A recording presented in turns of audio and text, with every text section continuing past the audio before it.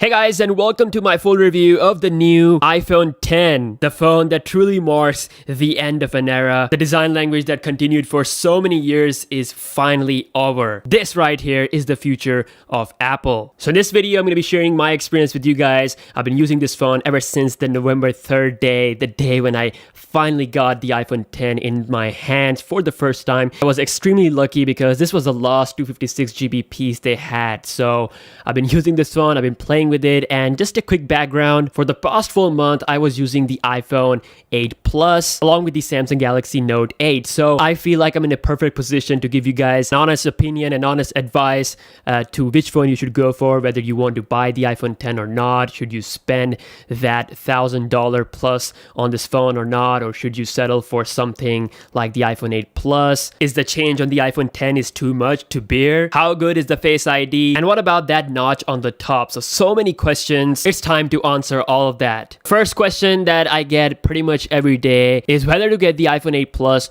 or the iPhone X. So the 8 Plus basically is only here to cover up for the iPhone X. You know, the iPhone X is like a limited edition phone. It gets short. So we have the iPhone 8 Plus, and it's pretty much an iPhone 7s. I'm not gonna get into that details because this is pretty much like an iPhone 7 glass back and, you know, fancy camera and everything. So answer to that question is get the iPhone X and don't waste your time and money buying something which is so outdated. This is a 2014 design. Do you want to buy a 2014 phone in 2018? Do you want to spend $800 on a phone that looks like a 2014 phone? No? Then buy the iPhone X. So with that being said, let's get this stuff out of the way. Let's get the old stuff out of the way, and let's talk about the iPhone X. So first of all, this phone looks completely different and, you know, kind of weird. Not in a bad way, but in a good way.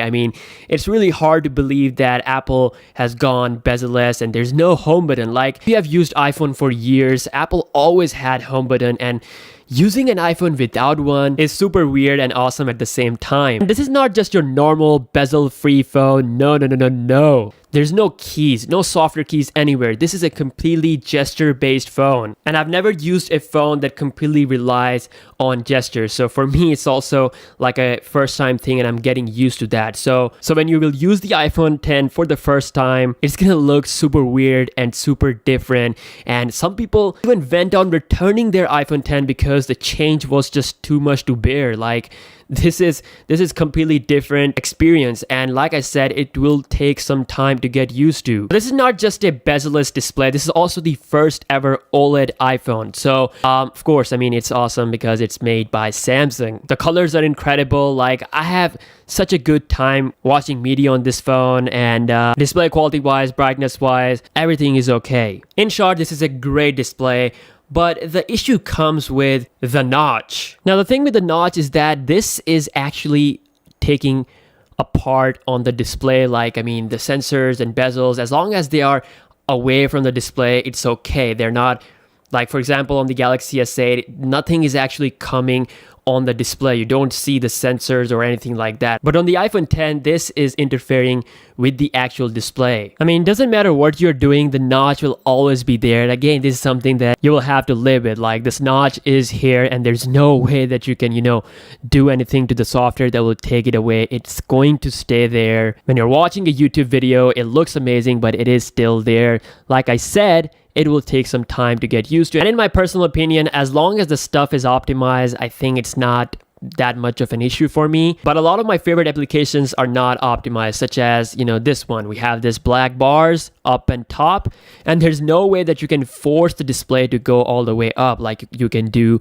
on Galaxy S8 or Note 8 or on other bezel-free phones like LG G6. So you can't do that, and you have to wait for developers to update their applications for the iPhone X. And apps like Twitter, Facebook, Instagram, they are optimized, but still there are some bugs. So for example, with Instagram, the stories, they look a bit weird. We have this blurry lines. The stories are not going all the way up. If you record something through the front camera and you start to post it, it will stretch out, like your face will go stretched. So this is something that they have to optimize. So like right now with the display and everything, the only issue that I'm facing, of course, is the optimization. I really want them to optimize the application for the iPhone 10. Other than that, I mean, this is a great display. The notch experience is great. And Face ID, yes, the Face ID is really, really good. My experience with this has been amazing. And no, I don't miss Touch ID. Of course, with the Face ID, you get an emoji and it looks incredible. It works flawlessly, like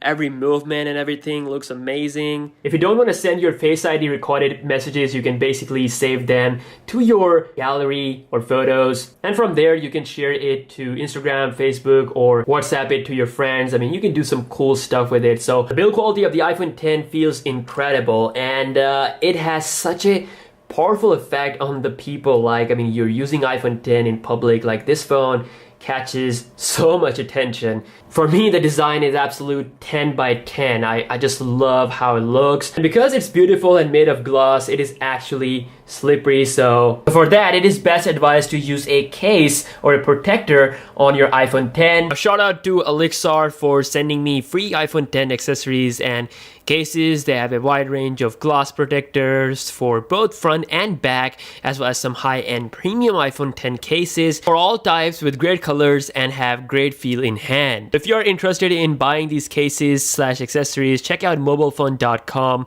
for more information. It's pretty awesome that you can hold a 5.8-inch screen phone as comfortable as a 4.7-inch phone. So this is pretty incredible, and that is something only bezel-less design can allow you to have. Now, as far as the performance goes, real life wise, it has been pretty damn awesome. Like the benchmark numbers do actually translate into the real life performance, and I've actually done some speed test comparison which you can check out on the channel. Now let's talk about these cameras. So the cameras are similar to the iPhone 8 Plus, but they have dual OIS or dual optical image stabilization, so you get the stabilized footage out of the secondary camera as well. And in my usage, this camera has been the absolute best. I mean, it's like right at the top 2 or top 3. Like this camera is amazing. Colors are amazing. The contrast is great.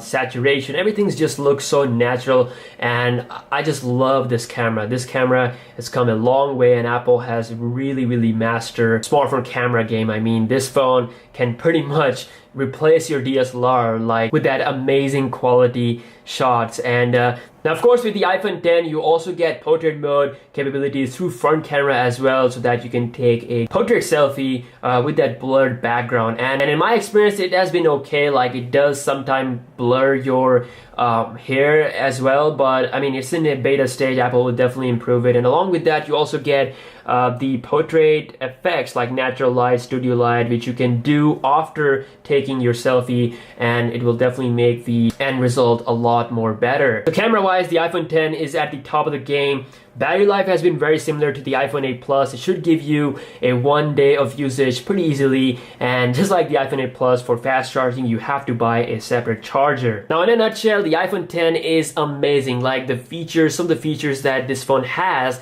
like the Face ID, the emoji, like this stuff is like 2 years ahead of competition, and something you won't find anywhere else. It's a pretty damn awesome phone. Like I said before, the 8 Plus is here to cover up for the 10, and I mean, if you are spending $800, you might as well go all the way to $1,000 and get the iPhone 10 and get the taste of the future. So yeah guys, thank you so much for watching this video.